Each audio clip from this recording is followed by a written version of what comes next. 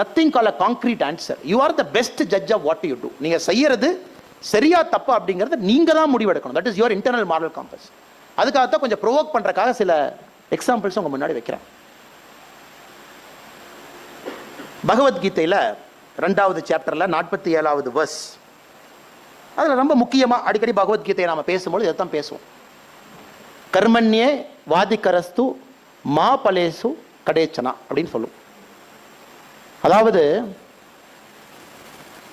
நீ உனக்கு இந்த உலகத்துல எதற்கான உரிமை இருக்கு அப்படிங்கிறத பகவத்கீதை டிஃபைன் பண்ணு. செய்யற வேலைக்கு உரிமை இருக்கா? உரிமை இருக்கு. செய்யற வேலையை கொண்டாடுறதுக்கு உரிமை இருக்கா? உரிமை இல்லை. செய்யற வேலையினால வரக்கூடிய பலனை அனுபவிக்கிறதுக்கு உரிமை இருக்கா? உரிமை இல்லை. அப்ப என்னதான் உரிமை இருக்கு? எதுக்கு நீ வேலை செய்ய சொல்றேன்? இப்போ யங்ஸ்டர்ஸ்லாம் 21st century கிட்ஸ் சில இடத்துல கேட்பாங்க, என்ன சார் செய்யற வேலைக்கு உரிமை இருக்குங்கிறீங்க, செய்யற வேலையினால வரக்கூடிய பலனை அனுபவிக்கிறதுக்கு உரிமை இல்லை, என்ன sir waste sir, waste philosophy, இதெல்லாம் 21st century செட் ஆகாது. விதண்டாவாதத்துக்கு எல்லாம் பேசுவோம், சில பேர் சும்மா பேசுவாங்க விதண்டாவாதம்.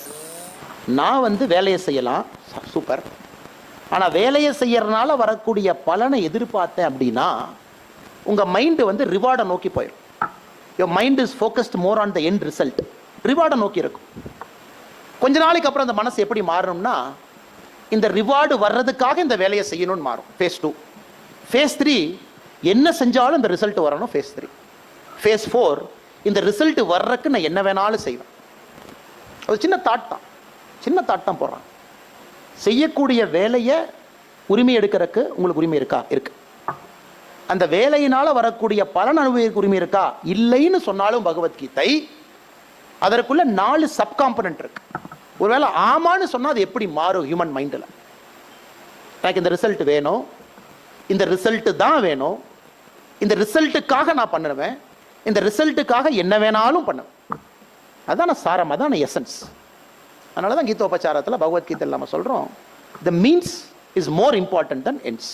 உங்கள் மைண்டை ஆக்ஷன்லேருந்து டிட்டாச் பண்ணிட்டு, அவுட்கம்லேருந்து டிட்டாச் பண்ணிட்டு, செய்ய வேண்டிய வேலையை உங்களுடைய கர்ம வினையாக செஞ்சிட்டீங்கன்னா எதை வந்தாலும் உங்களுடைய மனது ஏற்றுக்கொள்ளும்.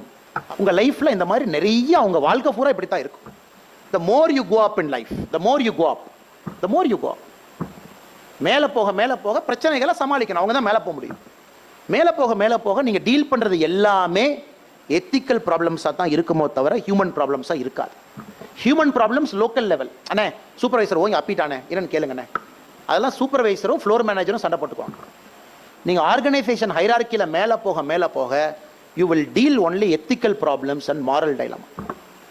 யாருக்கு ஃபைபர் ஸ்ட்ராங்காக இருக்கோ, மாரல் ஃபைபர் ஸ்ட்ராங்காக இருக்கோ அவங்க இதையெல்லாம் சமாளித்து வரலாம்.